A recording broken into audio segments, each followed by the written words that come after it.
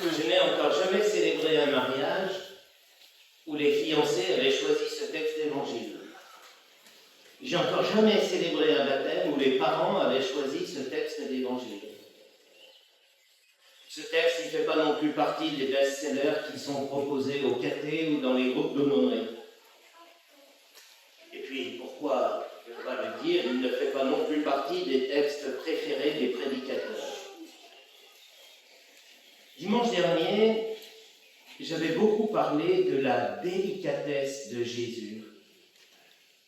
Dans ce texte, on se demande s'il a rangé sa délicatesse au placard. Une maman vient le supplier de faire quelque chose pour sa fille qui est tourmentée par un démon. Alors le texte ne précise pas ce que le démon lui faisait faire, mais on imagine facilement, puisque c'était un démon, que la vie de cette fille, et par ricochet celle de sa maman, devait ressembler à un enfer. C'est le fonds de commerce des démons, l'enfer. Alors on se demande si Jésus a vraiment écouté la détresse. En tous les cas, il ne répond pas. Alors oui, on se dit, mais elle est où la délicatesse de Jésus? Et puis la suite nous met encore plus mal à l'aise. Quand les apôtres insistent pour que Jésus la renvoie et qu'elle arrête de leur casser les pieds et les oreilles avec ses demandes répétées, Jésus daigne enfin s'adresser à elle, mais ce qu'il dit nous semble encore plus dédaigneux que son silence. Il explique que, puisqu'elle est étrangère, il ne peut pas s'occuper d'elle, et il va même la traiter de chien, invective adoucie par le mot petit chien, enfin quand même. Cette femme étrangère, quand elle était venue vers Jésus, elle avait fait cette démarche parce qu'elle avait sûrement entendu parler de Jésus, de sa puissance et de sa délicatesse. Elle était donc sûrement venue très confiante et en plus, elle avait fait très attention à mettre les formes. Elle avait appelé Jésus Seigneur, Fils de David, elle s'était même prosternée devant lui. Et voilà que, en réponse, elle se fait rembarrer. Et de quelle manière? Il y a vraiment de quoi y perdre son latin. Alors vous savez, quand on se trouve face à un texte d'évangile qui nous présente Jésus de manière choquante dans ce qu'il dit ou dans ce qu'il fait, c'est la même chose quand on se trouve face à un texte du Premier Testament qui nous présente Dieu de manière choquante. Il y a une règle d'interprétation absolue. Il faut se poser cette question. Que signifie cette attitude ou que signifient ces paroles choquantes de la part de quelqu'un qui n'est qu'amour? Parce que vous savez, pour définir qui est Dieu, il n'y a pas eu besoin d'un livre écrit en 15 volumes. La définition, elle tient en 3 mots. Qui est Dieu? Dieu est amour. 3 mots suffisent pour le définir. Et vous connaissez l'adage, tel père, tel fils. Donc, Jésus est amour. Et on peut même dire, ils ne sont qu'amour. Le ne que les définit encore mieux. Rien, donc, de ce qu'ils disent ou de ce qu'ils font ne peut être contraire à ce qu'ils sont. Alors, il faudra toujours chercher à comprendre, à réinterpréter paroles et gestes choquants dans ce cadre. Qu'est-ce que ça signifie de la part de quelqu'un qui n'est qu'amour? D'abord, soyons très clairs. Jésus n'a rien contre les étrangers.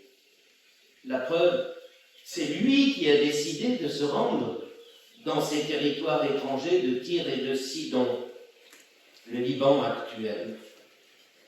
Et Jésus, lui, il n'est pas incohérent comme certaines personnes de chez nous qui sont extrêmement racistes, mais qui passent toutes leurs vacances à l'étranger parce que c'est moins cher et que c'est très beau.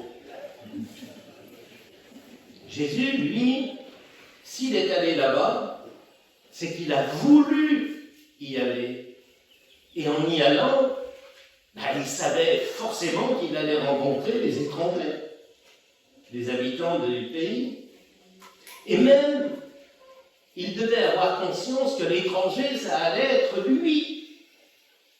Parce qu'il faut le réaliser, à chaque fois qu'on va à l'étranger c'est nous. Alors méfions-nous que les autres ne nous appliquent pas le regard que nous avons parfois sur eux. Alors, pourquoi Jésus réagit de cette manière? En méditant une nouvelle fois ce texte, je me suis dit que c'était sans doute pour donner une leçon à ses apôtres. Parce que les apôtres sont là.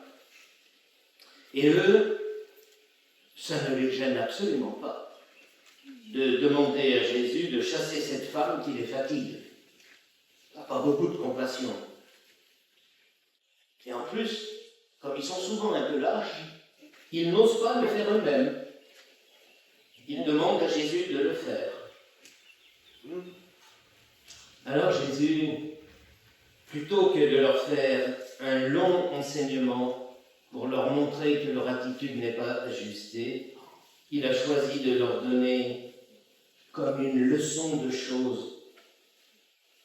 Quand j'étais enfant à l'école, de temps en temps, la maîtresse nous sortait de l'école pour nous emmener dans un lieu où elle voulait nous montrer des animaux, des fleurs, un cours d'eau. Et là, sur place, elle nous faisait une leçon de choses.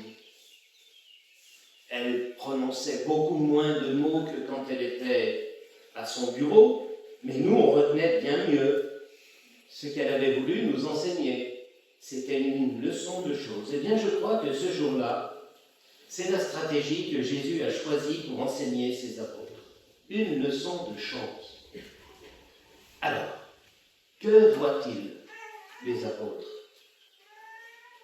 Eh bien, tout d'abord, ils voient la persévérance de cette femme qui continue à crier malgré l'apparente indifférence de Jésus et malgré l'attitude hostile des apôtres. Un jour, Jésus fera un enseignement sur la nécessité de prier sans jamais se décourager. Les mots de son enseignement auront peut-être été inspirés par l'attitude de cette femme. Finalement, en ne répondant pas à la demande de cette femme, il l'atteste pour voir si elle va s'accrocher. Et elle le fait, comme les femmes savent le faire. Bien sûr, ça se comprend. C'est la chair de sa chair qui souffre. Elle ne peut donc pas lâcher le morceau avant d'avoir été écoutée, et même avant d'avoir été exaucée. Du coup, pour Jésus, cette femme, elle devient un véritable modèle. Et c'est comme s'il disait à ses apôtres, il faudra que toute la misère des autres puisse vous toucher comme si toutes les personnes qui viendront plus tard à vous étaient la chair de votre chair. Parce que lorsque l'on est atteint dans sa chair, on ne lâche jamais le morceau. Donc Jésus leur dit, il faudra que vous intercédiez en faveur de tous ceux qui viendront vers vous sans jamais vous décourager.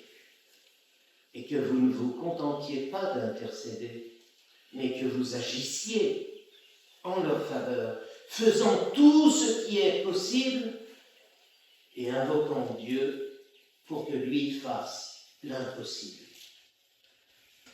Une autre leçon encore plus magistrale, va être donnée et elle concerne la foi. Jésus dit à cette femme, il n'est pas bien de prendre le pain des enfants et de le jeter aux petits chiens. En la comparant à un petit chien, elle et au-delà d'elle tous ceux de son pays, Jésus utilisait sans doute une appellation courante. Les Juifs traitaient volontiers les étrangers de chiens et les étrangers leur rendaient régulièrement la politesse. Mais ce qui est très beau, c'est que la femme ne se laisse pas décourager. D'abord, elle a entendu que c'était pas chien, mais petit chien, donc elle a perçu quand même chez Jésus une petite délicatesse. Mais elle ne se laisse pas décourager parce qu'elle a compris qu'il y avait quelque chose à tirer de cette appellation si peu glorieuse. Et c'est ce que Jésus espérait du fond du cœur.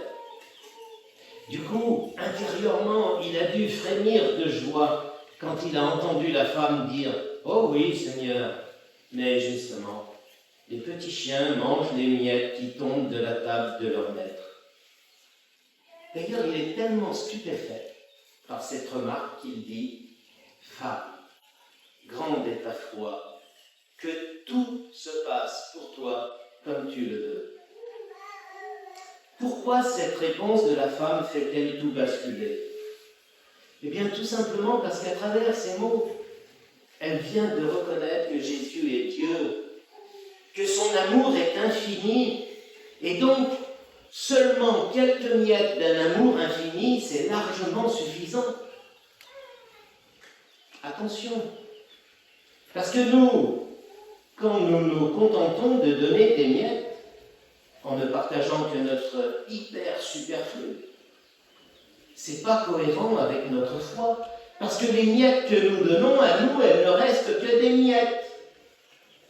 Parce que votre amour à vous, comme le mien, il n'est pas infini. Donc une miette, ça reste une miette. Et si nous voulons donner plus que des miettes, eh bien, il faut partager réellement. Jésus, lui, parce qu'il est Dieu, son amour est infini, et des miettes vont largement combler celui ou celle qui les reçoit.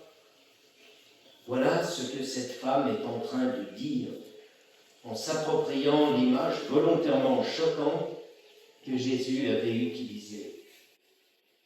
Alors Jésus peut dire « Femme, quelle est grande ta foi !»